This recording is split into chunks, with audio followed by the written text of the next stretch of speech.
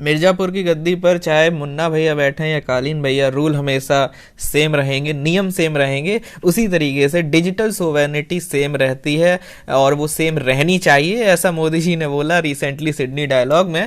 इस चीज को हम देखेंगे क्या होता है digital sovereignty. Let's get started. Vision IAS की monthly current affair magazine for the month of November 2021 हम कवर कर रहे हैं।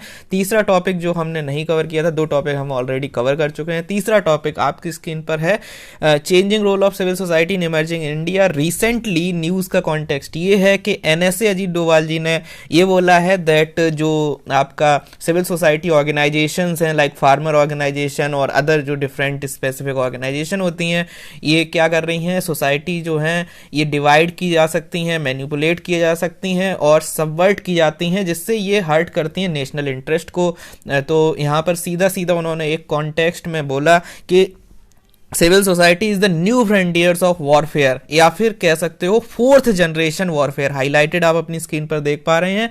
तो यहाँ पर बात है 4th जनरेशन वॉरफेयर की। तो अब हमारे दिमाग में आएगा कि 4th जनरेशन अगर ये है तो फर्स्ट जनरेशन क्या होता है। आपको सिंपल डिफरेंस समझना है दैट फर्स्ट जनरेशन वॉरफेयर का मतलब है फॉर्मल बैटलफील्ड की जो वॉरफेयर होती है, और 4th जनरेशन वॉरफेयर का मतलब है ऐसी वॉरफेयर जो आप यहाँ पर स्टेट अपनी मोनोपोली जो है वॉर के टाइम पर उसे लूज कर देती है, यानी कि वहां पर नॉन स्टेट एक्टर्स आ जाते हैं। जब गुड गवर्नेंस या गवर्नेंस का कॉन्सेप्ट वर्ल्ड बैंक ने दिया था तो उसका जो बेसिक फाउंडेशन यही होता है कि जो नॉर्मल स्टेट हम पढ़ते हैं, यानी लेजिस्लेचर, एग्जीक्यूटिव, जुडिशरी, वहां पर एक 4th पिलर आ जाता है जिसको बोला जाता है सिविल सोसाइटी ऑर्गेनाइजेशन या फिर non state actors. Same context यहां समझो कि स्टेट की मोनोपोली जैसे गवर्नेंस में चली गई थी, वैसे ही वॉर के टाइम पर मोनोपोली चली जाएगी। This is nothing but the 4th generation warfare. ठीक है, तो ऐसी कन्फ्लिक्ट जहां पर स्टेट का कंट्रोल नहीं रह पाता है,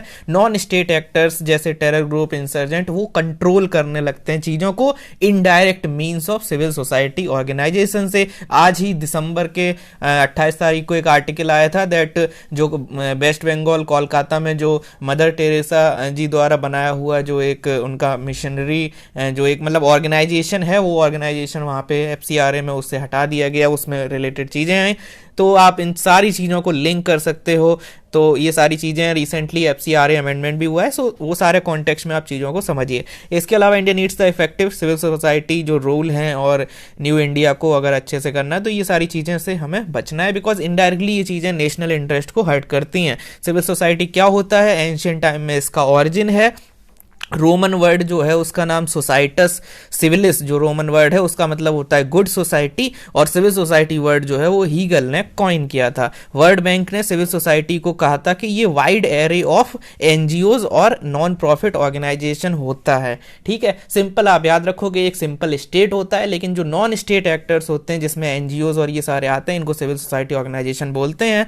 और ये वॉलेंटरी, यहाँ पे सबसे मोस्ट इंपॉर्टेंट है that people voluntarily come together. ऐसा नहीं है किसी को बोला जा रहा है, जबरदस्ती की जा रही है, यहाँ पे वॉलेंटरीली लोग आते हैं और क्या करते हैं, वॉइड को फिल करते हैं स्टेट और जो सोसाइटी के बीच में जो वॉइड होता है, तो आप कह सकते हो एक तरीके के इंटरमीडिएट बन जाते हैं। So how they are important, जैसे एग्जाम्पल में आप कुटुंब श्री जो एग्जाम्पल है इसको याद रख सकते हो, कम्युनिटी ऑर्गेनाइजेशन है जिसमें नेबरहुड ग्रुप होते हैं। केरला का ये फेमस सिविल सोसाइटी ऑर्गेनाइजेशन का एग्जाम्पल है। इसके अलावा how with the emerging India role of civil society is changing, तो कैसे सिविल सोसाइटी का रोल चेंज हो रहा है, तो गवर्नेंस में बहुत इंपॉर्टेंट रोल प्ले करते हैं। कीवर्ड याद रखना है कि पॉजिटिव इन्फ्लुएंस लाते हैं both on the state as well as on the market. ठीक है, एग्जाम्पल के तौर पे याद रख सकते हो कि पहले सिविल सोसाइटी का ट्रेडिशनल रोल जो होता था वो सिर्फ ये था कि गवर्नमेंट कोई पॉलिसी और कुछ प्रोग्राम चला रही है, सिविल सोसाइटी उसको मॉनिटर कर रही है, देख रही है कोई गड़बड़ी धांधली तो नहीं हो रही है,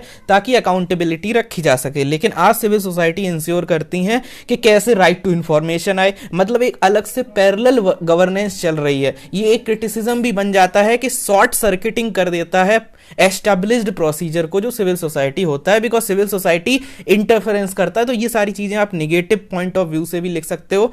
अगर आपको निगेटिव लिखना है तो लिख सकते हो short circuiting of established procedure. ये पब्लिक एडमिनिस्ट्रेशन वगैरह की नॉलेज है जो मैं आपको एक्स्ट्रा बताता जा रहा हूं, ये चीजें आपको याद रखनी है। तो यहाँ पे पॉजिटिव इन्फ्लुएंस है और आरटीआई वगैरह ये फाइल करती हैं। अगर ज़्यादा डिटेल में इस चीज़ को समझना हो तो let me bring some trick. So आप यहाँ पे एम सेवा याद रख सकते हो। ये भी पबेट की मेरी नॉलेज थोड़ी बहुत है क्योंकि मैं पबेट से डील करता हूँ। पब्लिक एडमिनिस्ट्रेशन की करंट अफेयर मैगजीन भी इस चैनल पर आपको देखने को मिलती है।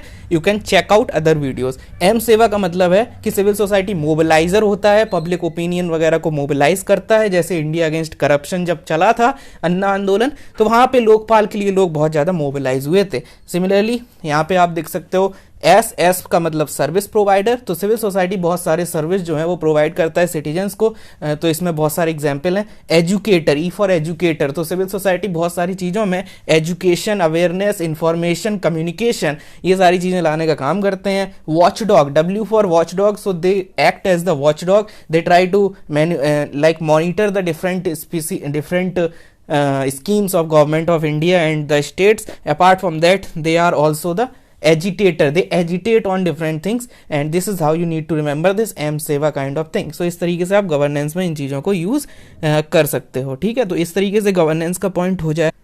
इसके अलावा सोशल पॉइंट ऑफ व्यू में enabling the voiceless and unorganised जो कम्युनिटी इंटरेस्ट है उन सबको यहाँ पे लेकर आते हैं सामने। तो ये सारे इसके इंपॉर्टेंट रोल हैं। एग्जाम्पल के तौर पे जैसे for example child line India foundation, तो ये चाइल्ड से रिलेटेड चीज़ें, आरंभ इंडिया हो गया, वर्ल्ड विजन हो गया। तो अलग अलग ये चीज़ों में अलग अलग सोशल जो सेक्टर्स हैं, सोशल कह सकते हो स्टेक होल्डर्स हैं, सोशल जो कह सकते हो वल्नरेबल मार्जिनलाइज्ड सेक्शन है, लाइक बच्चे हो गए, वीमेन हो गई, ठीक है, SC STs हो गए। तो इस तरीके से उन सबको भी आगे लेकर आते हैं। एम सेवा के कॉन्टेक्स्ट में इसको भी ब्रेक कर सकते हो। इसके अलावा इकोनॉमिक जो है, जैसे फॉर एग्जांपल MG नरेगा है, तो नरेगा में क्या चीज़ें हो रही हैं, सही से हो रही हैं, गलत हो रही हैं, तो वो सारी चीज़ें सामने लाने का काम भी करते हैं। तो इकोनॉमिक पॉइंट ऑफ व्यू से भी एक इंपॉर्टेंट रोल प्ले करते हैं। एनवायरमेंट में बहुत सारे एनवायरमेंट मूवमेंट चलते रहते हैं। रिसेंटली डेथ हुई थी एक उत्तराखंड के एक बहुत ही मशहूर जो इन्वायरमेंट एक्टिविस्ट थे, गांधीयन फिलॉसफी में मानते थे, जो चिपको मूवमेंट वगैरह से रिलेटेड चीज़ें थी, वो सारी चीज़ें आप यहाँ पे लिंक कर सकते हो। इसके अलावा पॉलिटिकल में आपको सबसे इंपॉर्टेंट पता है एसोसिएशन फॉर डेमोक्रेटिक रिफॉर्म्स। जो भी आप पढ़ते हो कि भाई आज पार्लियामेंट में 43% जो हैं वो MPs ऐसे हैं जिनके अगेंस्ट क्रिमिनल चार्जेस हैं। तो ये सब चीज़ें ADR ही अपने सर्वेस वगैरह में लाते हैं। बहुत ही इंपॉर्टेंट ADR एक मैकेनिज्म है, एक ऑर्गेनाइजेशन है जो आपको ब्रिंग कर, जो अलग अलग चीज़ें लेकर आती है, इलेक्शंस में ट्रांसपेरेंसी लाने का काम करती है। जो आप माई नेता ऐप, ये सारी चीज़ें जो आप इंफॉर्मेशन देख पाते हो वो सारी ADR के ही अलग अलग क्या कह सकते हो ऐप हैं, वेबसाइट्स हैं, etcetera etcetera. Apart from that challenges in front of civil society, तो बहुत सारे चैलेंजेस हैं। टेक्नोलॉजिकल चैलेंजेस, क्योंकि लोगों में डिजिटल लिटरेसी नहीं है, और डिजिटल लिटरेसी नहीं है तो इस वजह से लैंग्वेज एक्सेसिबिलिटी बैरियर वगैरह क्रिएट हो जाते हैं।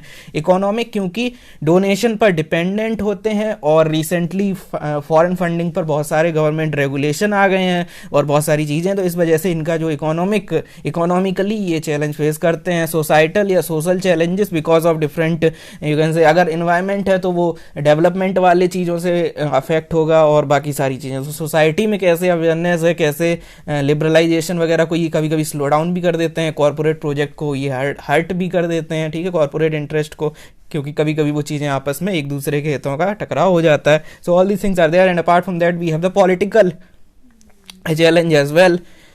तो बहुत सारी पॉलिटिकल चैलेंज होते हैं, जैसे सेंटर जो है वो अलग अलग पॉलिटिकल, यू कैन से, कि वहाँ पे रिफॉर्म्स आते रहते हैं। IB की रिपोर्ट, सिक्योरिटी में IB की रिपोर्ट इंपॉर्टेंट है, क्योंकि IB ने ये बोला था कि जो सिविल सोसाइटी है डिस्टेबलाइज करती है नेशनल सिक्योरिटी को। सिमिलरली एक CBI की रिपोर्ट भी थी जिसने बोला था कि 2-3% को GDP का ये जो है नुकसान करवा देते हैं कंट्री को, ये सिविल सोसाइटी वगैरह। तो बहुत सारी चीज़ें हैं। तो IB की रिपोर्ट, CBI की रिपोर्ट, पॉलिटिकल में आपको FCRA अमेंडमेंट देखने को मिलता है, इकोनॉमिक में मैंने बता दिया कि फंडिंग पर डिपेंडेंट है, टेक्नोलॉजी पे हमने बता दिया कि डिमांड साइड पे इश्यूज हैं। डिमांड साइड मतलब जो जनता, जहाँ पर ये जनता की सेवा कर रहे हैं उस वाले एंगल में।